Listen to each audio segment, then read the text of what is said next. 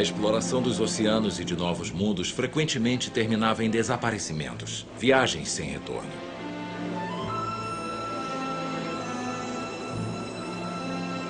Alguns, no entanto, conseguiam ir até o fim. Sobreviventes de um inferno cheio de provações, pois naquela época era certo que se ia sofrer com o frio, a fome, as doenças, rebeliões e castigos. E esta é a fúria que espera por Magalhães e seus homens em sua circunnavegação. A primeira na história da humanidade.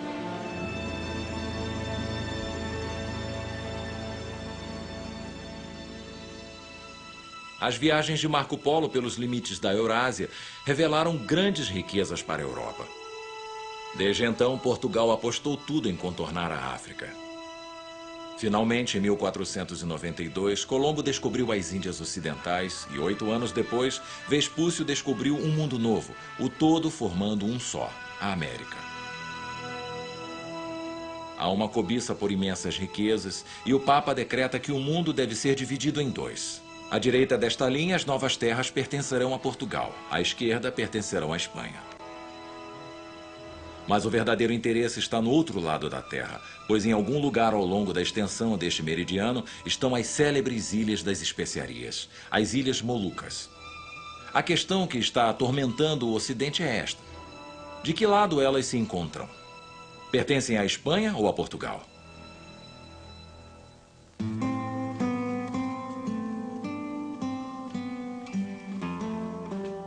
Magalhães dedicou os últimos 10 anos de sua vida se aprofundando nesse mistério. Fernão de Magalhães, também conhecido por Magalhães, é português e já lutou nas Índias para garantir o controle de seu país sobre a Rota das Especiarias, uma Oriente que contorna a África.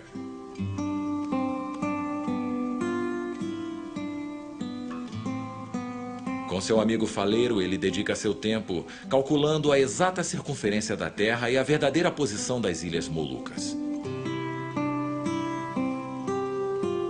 Debruçando-se sobre o mapa mundi e com todos os últimos relatos de exploradores, ele descobre uma informação crucial. Parece que é uma passagem ao sul do continente americano a 42 graus. A esta latitude, dizem que um novo oceano se abre.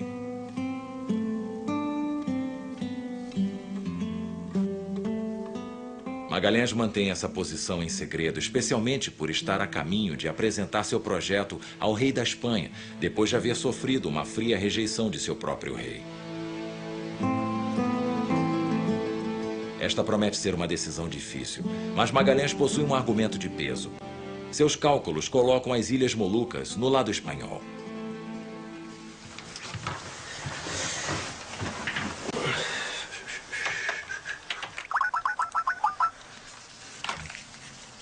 Sim, Francis, tudo bem. Então esse é o plano para os próximos dias. E depois fica mais complicado. Você terá que ir um pouco ao norte para entrar no fluxo de sudoeste. Jean-Yves Bernot é o planejador da rota para Francis Joaillon, o iatista solo mais veloz ao dar a volta ao mundo. Ele é especialista em clima e seus principais mecanismos. Ele estuda as telas, prevendo os fenômenos climáticos e envia as opções de rota ao navegador. Fascinado por Fernão de Magalhães, ele explica quais os conhecimentos sobre correntes atmosféricas e oceânicas ele deve ter levado consigo quando navegou em 1519. Então esse é o estado da atmosfera como a conhecemos hoje. Magalhães não a entendia muito bem, mas ele tinha muitas ideias mesmo assim. Então os navegadores em navios de desempenho desastroso tentaram passar por zonas com ventos favoráveis, evitando zonas de calmaria. Então, no geral, mesmo a caminho das Índias, navegavam ao sul pela costa, pegavam os ventos alísios, se mantinham longe das zonas sem ventos aqui. Cruzavam um sistema de ventos alísios com o vento ao seu favor, assim iam bem depressa, sofriam um pouco no convés aqui, e então pegavam a corrente ocidental para chegarem às Índias, que eles conheciam. E foi assim, fazendo esse desvio aqui, que os portugueses chamavam de círculo, que eles descobriram o Brasil. Um dia, quando o vento estava forte demais, eles foram obrigados a se encontrar perto do que hoje é chamado de Point Saroc, com muitos recifes. Então essa rota era conhecida principalmente para Magalhães, que era um navegador experiente. Ao navegar saindo da Espanha, a rota para contornar a África ou a América é a mesma. Então, você tem que seguir para o Brasil. O verdadeiro problema de Magalhães é ser um almirante português de uma frota comandada por espanhóis. Logo ao cruzar o Atlântico, as tensões aumentam. E quanto mais a exploração avança ao longo da costa do novo continente, mais dúvidas assombram os espanhóis. A famosa passagem por volta de 42 graus ao sul, anunciada por Magalhães, era, na verdade, a grande boca do Rio da Prata, um rio que desaparece no interior.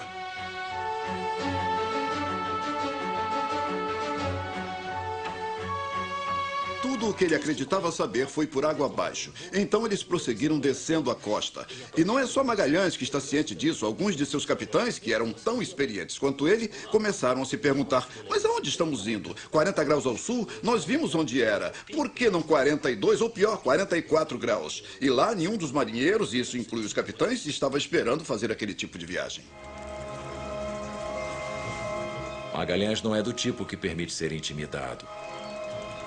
E no momento em que o espírito da revolta toma os outros navios, ele reúne os capitães espanhóis em seu navio.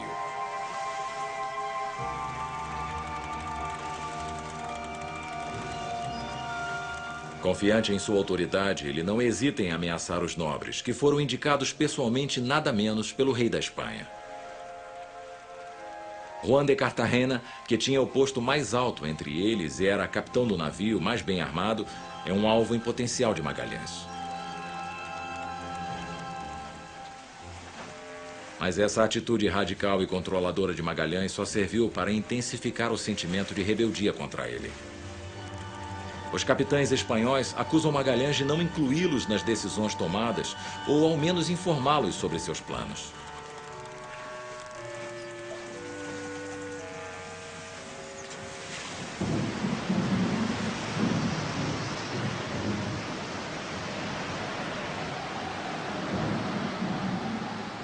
E chega o inverno, chega o tempo ruim. Os suprimentos começam a escassear, então decidem ancorar perto de São Julián, passar o inverno lá para dar um descanso aos homens, reparar os cordames dos navios e tentar restabelecer os estoques em terra.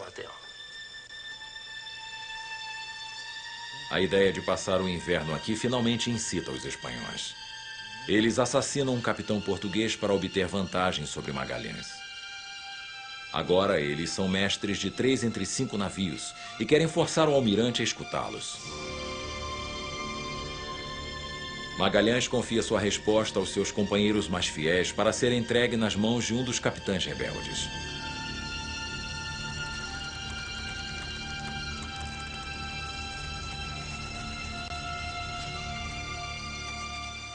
No entanto, a carta não passa de um pretexto para assassinar o capitão espanhol.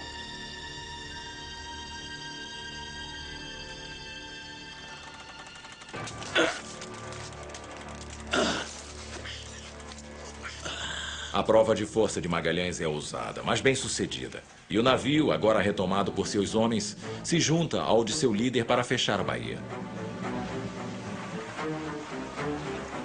Os 2 navios nas mãos dos espanhóis são apanhados na armadilha. Eles finalmente se rendem sem resistência e o julgamento é organizado.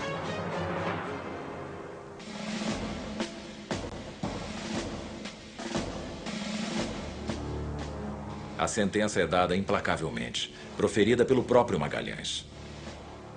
Um dos capitães espanhóis é condenado à decapitação. Outro será afogado e esquartejado. Quanto a Juan de Cartagena, seu destino é deixado nas mãos de Deus.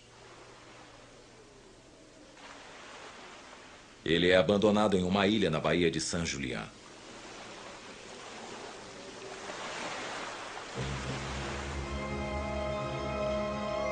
Então, é como mestre absoluto que Magalhães continua sua viagem para o sul.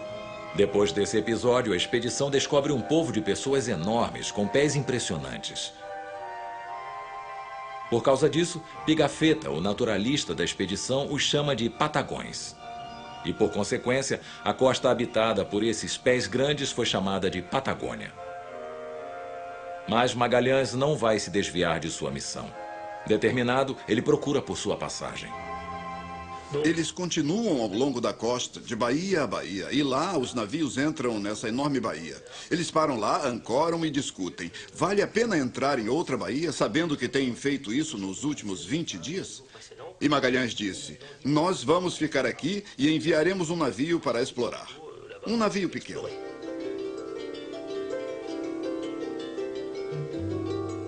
A água ainda é salgada. A profundidade não altera. Então parece que estamos numa passagem que conecta dois mares e não na entrada de um rio. Então Magalhães decide zarpar novamente. E essa é uma missão impossível. Ou seja, as chances de passar com uma frota por essa situação tão estreita, nada saudável, com tantos ventos congelantes, com correntes fortes e ventos instáveis, eram muito pequenas. Ao longo desse corredor lúgubre, a costa é chamada de Terra do Fogo, evocando os incêndios vistos dos navios e as pequenas fontes de calor neste mundo hostil.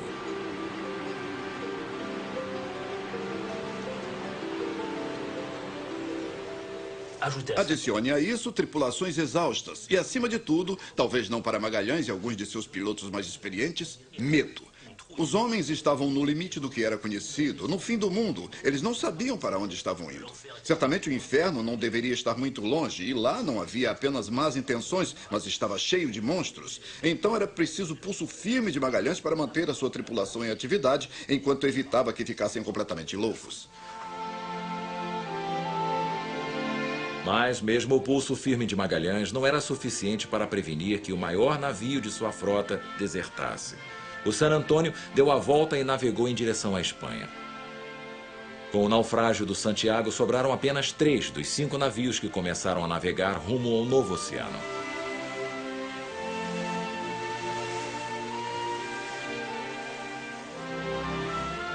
Magalhães olha atentamente para o que ele tanto desejou e, pela primeira vez, dá lugar à emoção.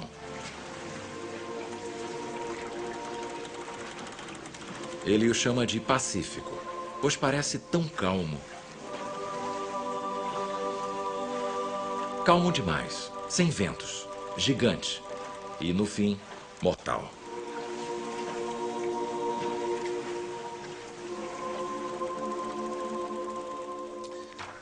Aqui está uma imagem do Pacífico como Magalhães realmente teria gostado de ver.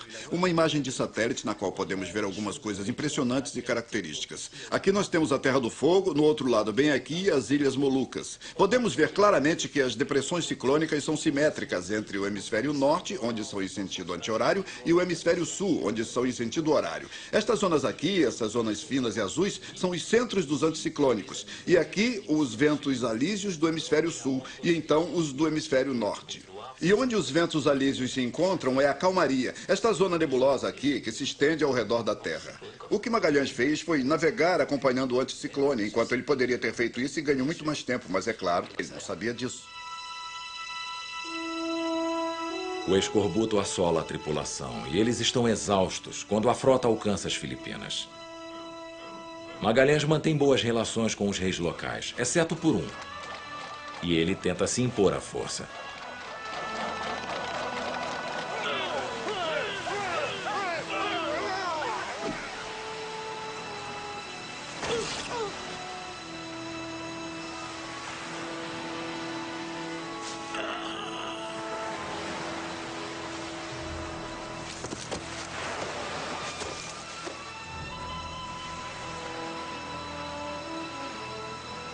A morte trágica e estúpida de Magalhães parece ser mau agouro para o resto da expedição.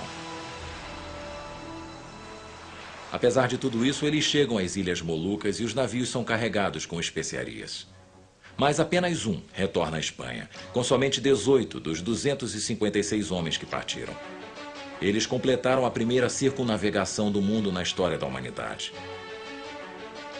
De acordo com a linha divisória definida pelo Papa entre Espanha e Portugal, no outro lado da Terra, e graças a esta viagem, a posição se torna clara. O antimeridiano está claramente marcado nos mapas, ao mesmo tempo em que as Ilhas Molucas. Foi declarado que elas se encontram no lado português, ao contrário do que Magalhães afirmou, mas ele errou apenas por algumas milhas. A rota de Magalhães foi abandonada e ninguém se arriscou a tomá-la antes do corsário inglês Francis Drake, 56 anos depois. E a França terá que esperar até que Bougainville faça sua primeira viagem ao redor do mundo, 250 anos depois de Magalhães.